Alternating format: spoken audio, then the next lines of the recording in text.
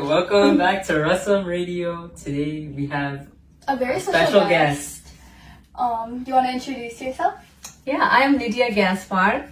I'm the founder and president of Shakthi, a non-profit organization to empower South Asian immigrant women in the US.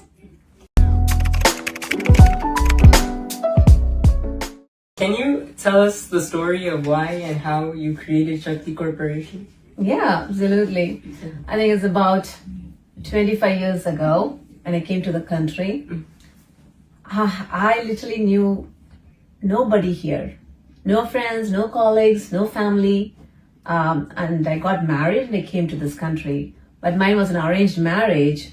So it was just like 2 weeks I knew my husband and was kind of itching to know him more. So that's how it was. So when I came to this country, everything was a learning. So I went through a huge cultural shock. Trying to understand the language, trying to understand the rules and regulations in this new country, trying to understand the laws, the education system here, the language. It was not easy. I really went through a lot. In fact, I kind of went into a fear factor. I kind of isolated myself. So and then after some time I understood this is where I'm going to live in and I have to come out of my comfort zone and adapt to this new environment. It was 10 years of immense learning and a lot of mistakes that I made. Then after 10 years, I was kind of settled in a leadership role in one of the financial services company. That's when I was like, I learned a lot in this country. So maybe now it's my turn to give back to the community and to help the newcomers to this country understand the culture better. So that's how it started. And I started mentoring lots of folks at the workplace and also through other connections. Then as years went by, I got an opportunity to connect the Tamil-speaking women in Greater Charlotte area. So it was called Charlotte Magalir Mattum. So we had like 2,000 women, members in that group. And I was able to connect with most of them. I think I've actually heard of that. You heard of that? Yes. Yeah, this all started back in 2017, actually. So with that social media, women started reaching out to me with their problems. Okay, they're really wanting somebody who they can trust. And they wanted somebody who can guide them, mentor them. So with so many women reaching out to me, I understood just this one person, one Nidiya is not enough to help and serve the needs of these women. So I realized I need to create a team. Then I handpicked these women who has a passion to give back to community. So I handpicked a bunch of women and I formed a leadership team. Then this leadership team, we met every week and we brainstormed on how we could help the immigrant women. And we came up with lots of ideas and we started organizing events. And that's how it all started. What do you think is like the importance of support for immigrant women and what issues do they face? I think the biggest challenge is, I think for any immigrant, the biggest challenge is the lack of support system. Because there's no family and friends when they move to this country, right? If it's back in their hometown, they would have a strong support system, right? Their parents, their family members, the family friends, right? They'll have a lot of connections. But here, being in a new land, I think the lack of support system is the biggest challenge. Especially for women immigrants, most of the women immigrants in this country are enter this country in a dependent visa. So what it really means is they can legally live in this country, but they could not work. So that really makes them financially dependent on somebody. Just imagine being here and you could not drive by yourself and you cannot go for a job, just staying at home and always financially dependent on somebody. I think that is the biggest challenge and stress for women. My goal, I think for Shakthi is someday, right, we would want to revoke that H4 thing, the dependent visa. And any woman entering this country should be able to work. So that is my goal for someday, and I hope that happens. I hope that happens too. Yes, soon. Yeah. So what services does your organization provide? We do a lot of awareness events. More importantly, first we offer a support line where any immigrant, it's a male or female, doesn't matter. They can call our Shakthi support line.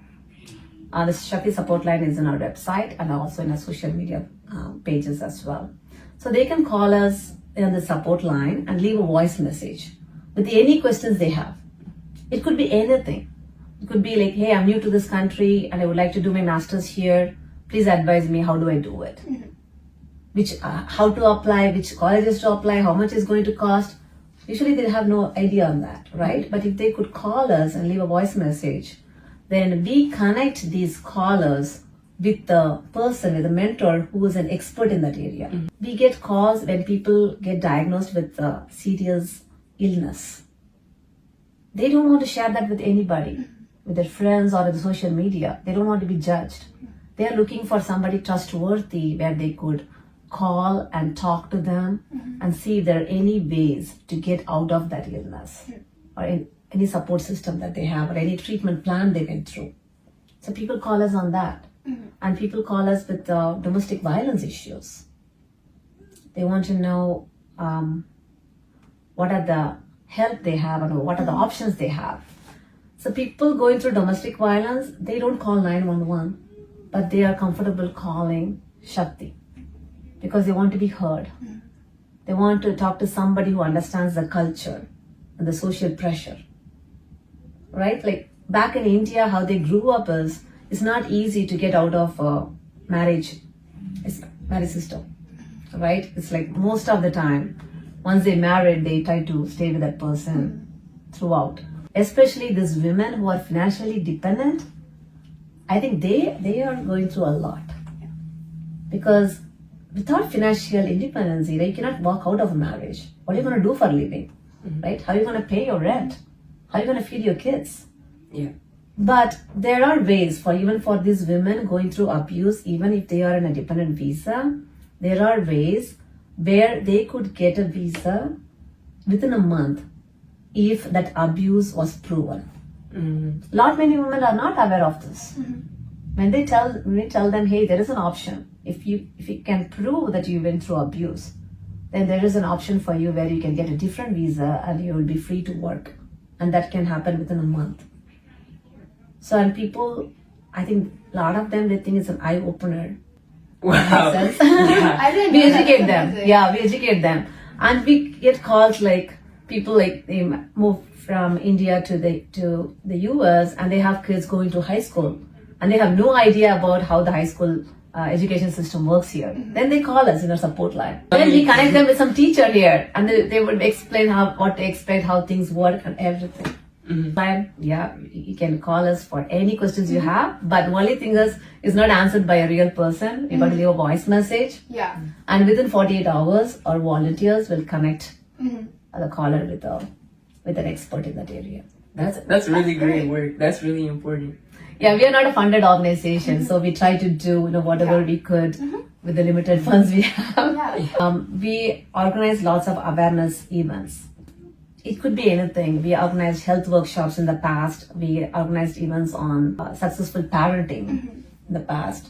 And lots of events on financial awareness events on registering a business, and events on helping the business owners understand the tax benefits when they have their own business. We wanted to ask, why is there more domestic abuse in South Asia? Like, is it the culture? I think we got to understand for generations it has been a patriarchal culture, right? Women stayed home and men went and they brought money back home, right? So that's how it was for so many generations. Social and cultural pressure of stay married. Yeah. When we are into the stay married, I think it kind of affects both men and women. I know of families where men go through a lot of verbal abuse by women, but still they don't come out of the marriage. Again, with the social pressure, they stay married. I think that's another reason probably the abuse rate is higher in South Asian countries. Yeah. We saw on your website that your organization and some immigrant families met up with the Charlotte-Mecklenburg Police, Attorney, and Child Protection Services to address some concerns. Yes. Can you tell us more about these concerns? Yeah, thank you for the question. I mean, I have to tell you, you really have done your homework. You went through the website, you read through it. Wow, very impressive. Yeah, actually, I'm really proud to share that was Shakti's first event. Oh, wow. Yeah, I think back in 2018, I believe, an incident happened in Florida. A South Asian family's child was taken away by Child Protection Services, and the child was probably like two or 3 years old. So that news spread like fire in the Indian community, and everybody was so concerned. They were like, "Why would somebody take my child away?" So they got really worried about the culture and even growing their kids here in this country. I know some of the families even talked about going back to India because they were like really scared. How come that police can just come one day and they can take my child away, right? So I tried to explain to them, but it was not easy. It's not convincing for the Indian community. Then we realized, let's invite the Child Protection Services. Let's invite the Charlotte-Mecklenburg Police Department, and let's invite the Mecklenburg County Attorney. Talk to our Indian community directly and let them address their concerns. So that's where we arranged for that meetup. And it was a cold winter night. And guess what? That venue was a full house. Oh, wow. That's Yeah, great. it was full house. And it's an amazing event. I think the Child Protection Services, the Police Mecklenburg Department officials, they really spoke from their heart, addressing the concerns of the South Asian immigrant parents. And they told them clearly, hey, we are not here to take away your biological child. That is not our job, and that is not our intent.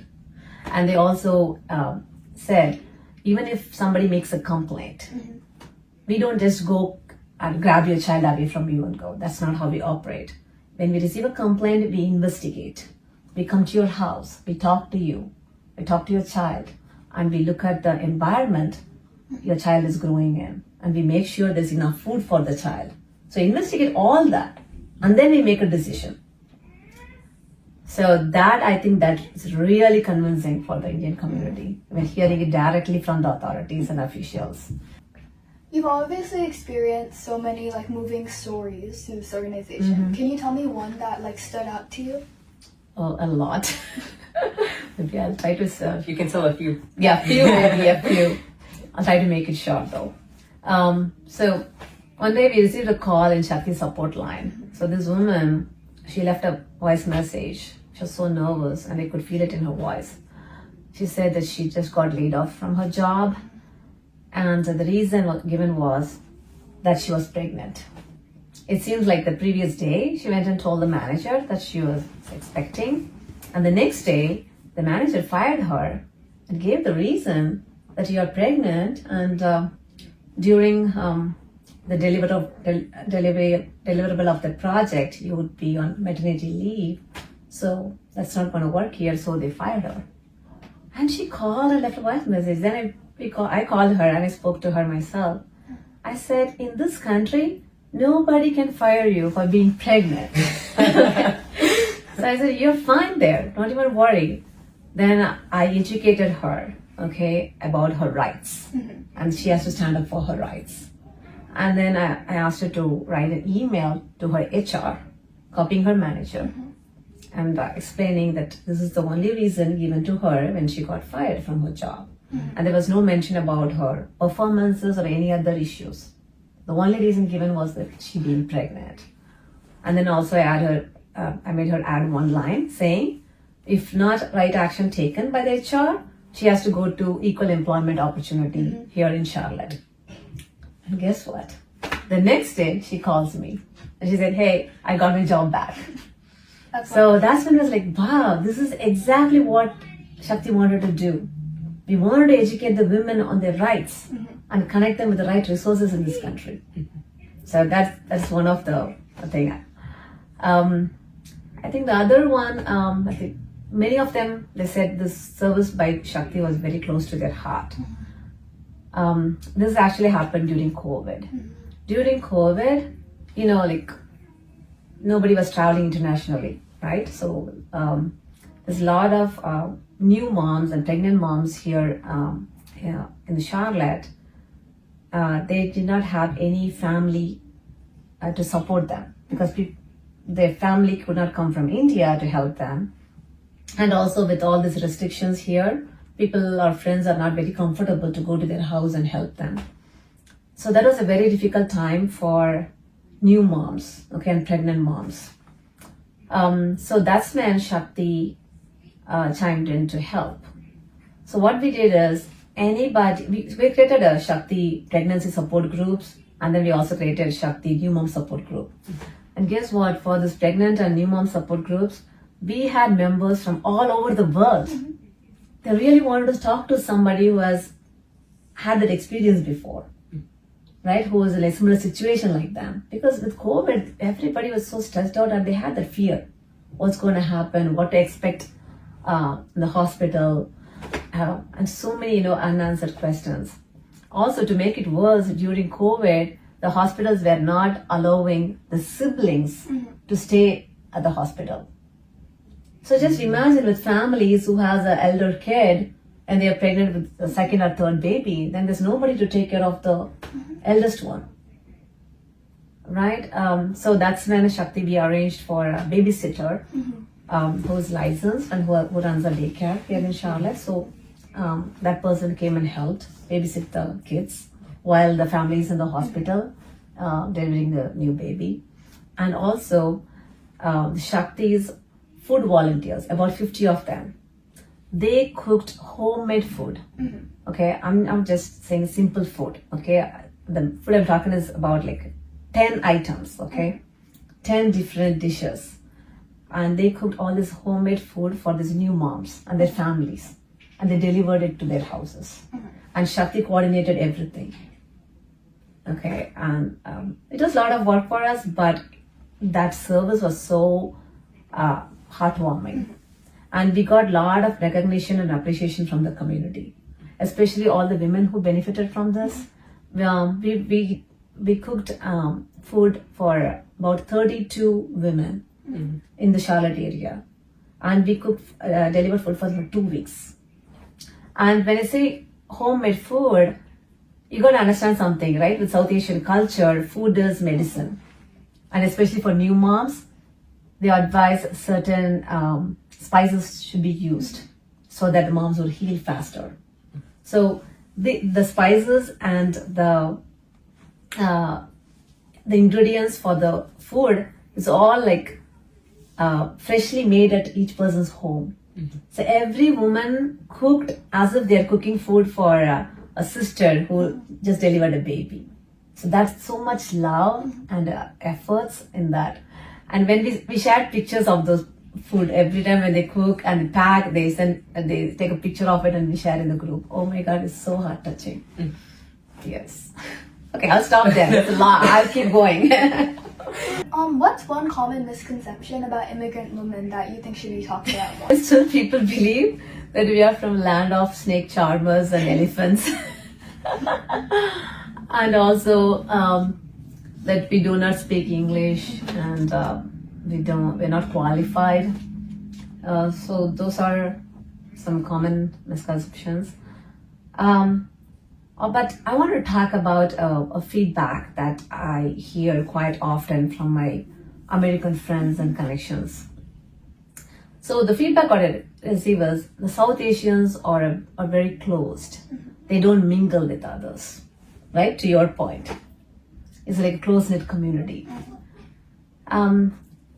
Actually, the fact is, I try to explain this to my American friends too, but the fact is, it's not they don't want to mingle outside. I think it is the fear factor, the cultural differences, not being accepted, all those struggles that they're going through. That is kind of making them refrain, from collaborating or mingling with other communities. It's kind of pathetic, I would say, they would need more help, a little more push to come out of their comfort zone. So that's what it is. It's not the attitude or not wanting to collaborate. It's not, definitely not that. It is just their inner struggles and the doubts on them being accepted by others. And also, I think with our culture, there's a lot of people who are, a lot of them are introverts. Okay, very few are extrovert. So I think that's the introvert is also like adding to it. Yeah, we need to really push ourselves to come out of it. I think with this our generation, I think you can make it happen. I actually think it's really similar for our generation as well. I feel like a lot of Indians I know tend to be more friends with Indians, but it's really important to just like branch out and meet other people so that we can get rid of these stereotypes. Exactly. I agree. Yeah, it's really weird when Indian people our age are like only friends with other Indian people and they don't like talk to other people because like what's the point then? Yeah. So your organization has also helped improve financial literacy for women. What's the importance of this for you? It's really crucial, I think, for women to be part of financial decisions. I think it's also the culture that typically men make the financial decisions. So a lot of the women I know, they kind of default that to the men in the family. If something happens, I have known families where they lost the husband in an accident and the wife did not even know the password for the bank, did not have any details, and they did not even have a joint account in the bank. So it was not easy, to get the savings out of the bank for the expenses. Even for his funeral, it's very hard to get that money out because this woman is not, doesn't have a joint account or doesn't even know how to log into the bank. So that's one reason I tell women, I want them to be inclusive with financial decisions, be aware of it. And also when it comes to savings for your retirement, have some knowledge, how to open an IRA, how to save money for your future. It's a little bit learning, but I think they should be aware. Yeah. Yes, and also they should be a role model for the kids, right? Kids seeing like mom doesn't have a financial literacy, it's not going to inspire them, right? So really push, and we do a lot of events for this women financial literacy. You guys are back. All right. A little bit of a location change. That's okay. Almost done with all the questions. So one is, what have you learned through Shakthi Corporation? The women you see at work, the women you see in parties, that is not their real faces. Everybody is going through so much stress. They're facing so much issues. It might be their health or things they are going through in their mind. So let's be compassionate and empathize the women you meet, because we never know what their struggles are.